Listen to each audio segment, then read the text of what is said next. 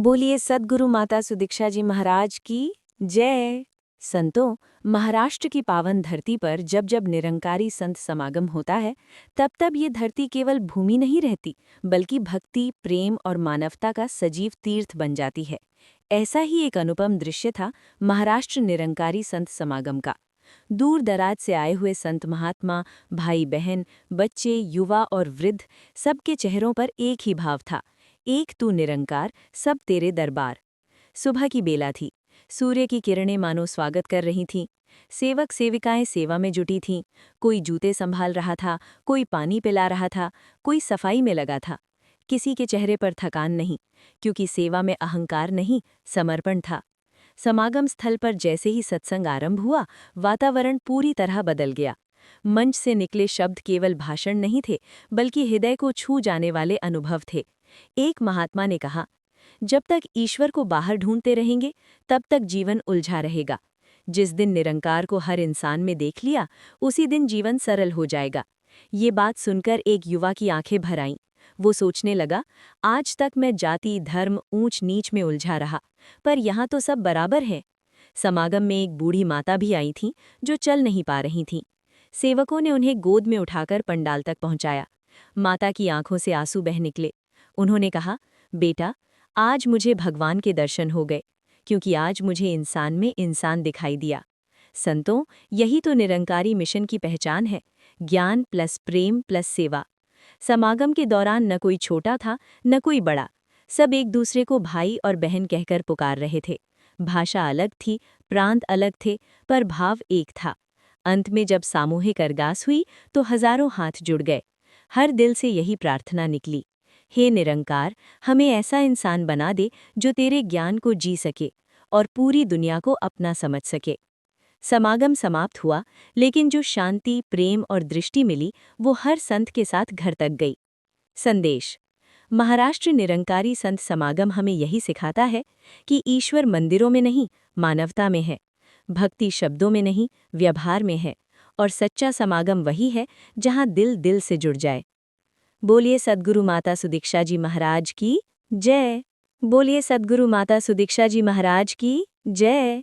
संतों, आज मैं आप सभी के समक्ष जिस विषय को लेकर उपस्थित हुआ हूँ, वो कोई साधारण विषय नहीं, बल्कि आस्था, अनुभव और मानवता का संगम है। महाराष्ट्र निरंकारी संत समागम। संतों, महाराष्ट्र केवल एक राज्य नहीं है, ये वो भूमि है जहाँ संत ज्ञानेश्वर, तुकाराम, नामदेव जैसे संतों ने भक्ति को कर्म से जोड़ा।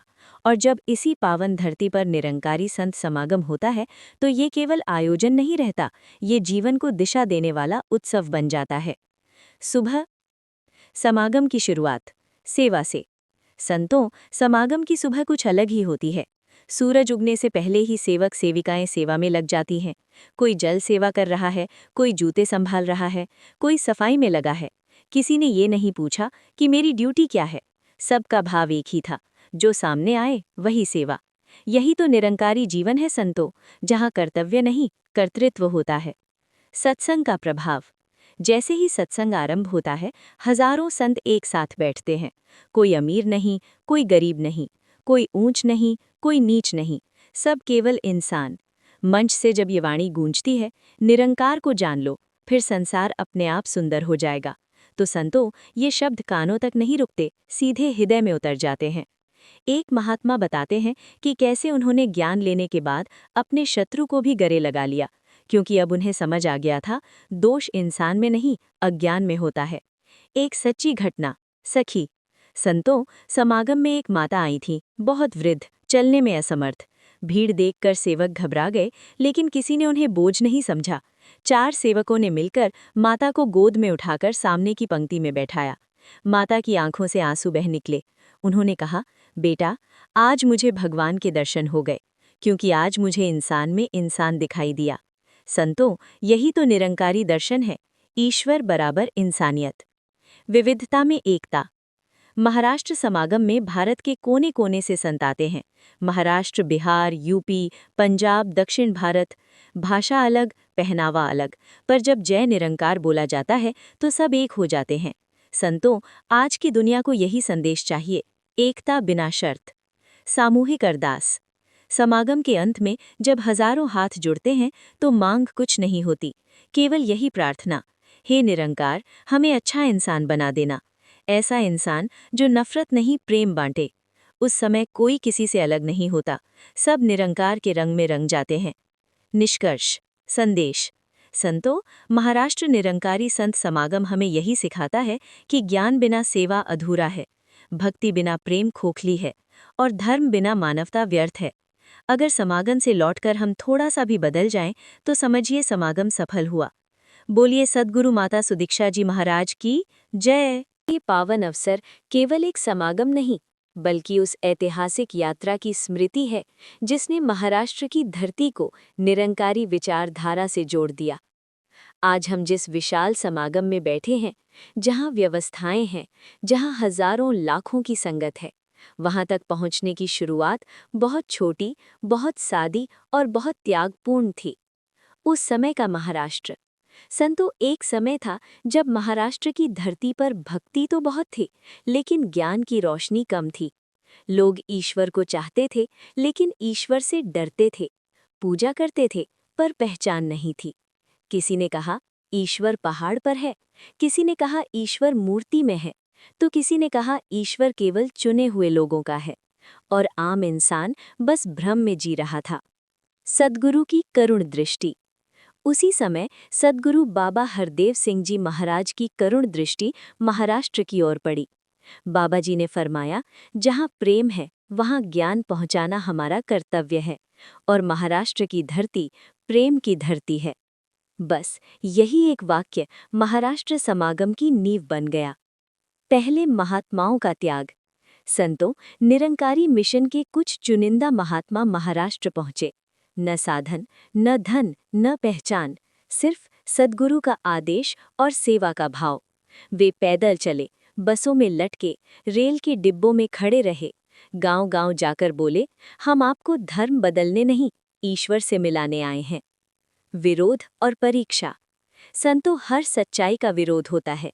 कई जगह महात्माओं को बोलने नहीं दिया गया, कहीं ताने पड़े, कहीं दरवाजे बंद हुए, लेकिन महात्माओं ने कहा, अगर एक दिल भी बदल जाए तो हमारी यात्रा सफल है।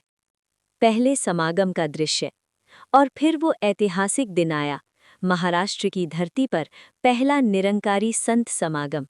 कोई भव्य मंच नहीं, कोई झिलमिलाती सजावट नहीं, एक खुला मैदान, एक सादा मंच और सामने ईश्वर को जानने को उत्सुक कुछ चेहरे।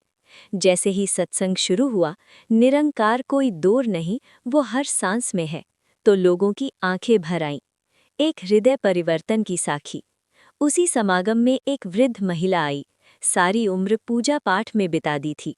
उसने रोते हुए पूछा, अगर ईश्वर हर जगह है तो क्या वो मुझ में भी है? महात्मा ने कहा, माँ, ईश्वर सबसे पहले आप में ही है। वो माँ फूट फूट कर रो पड़ी, क्योंकि पहली बार उसे ईश्वर नहीं, अपना अस्तित्व मिला था। ज्ञान का फैलाव। संतो, यही साखियां महाराष्ट्र में फैलने लगी। 1 से 10, 10 से 100 और 100 से 1000। समागम होते गए, संगत बढ़ती गई। जहां पहले डर था, वहां अब प्रेम था। जहां पहले भेद था, वहां अब भाईचारा था। समागम का उद्देश्य स्पष्ट। संतो, महाराष्ट्र समागम का उद्देश्य कभी संख्या बढ़ाना नहीं रहा।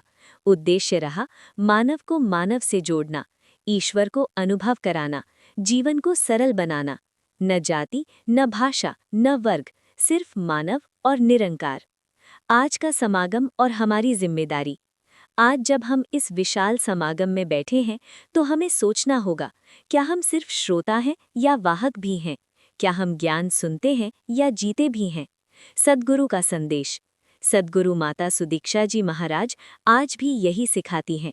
ज्ञान वही है जो व्यवहार में उतरे, और भक्ति वही है जो मानवता में दिखे। समापन साखी।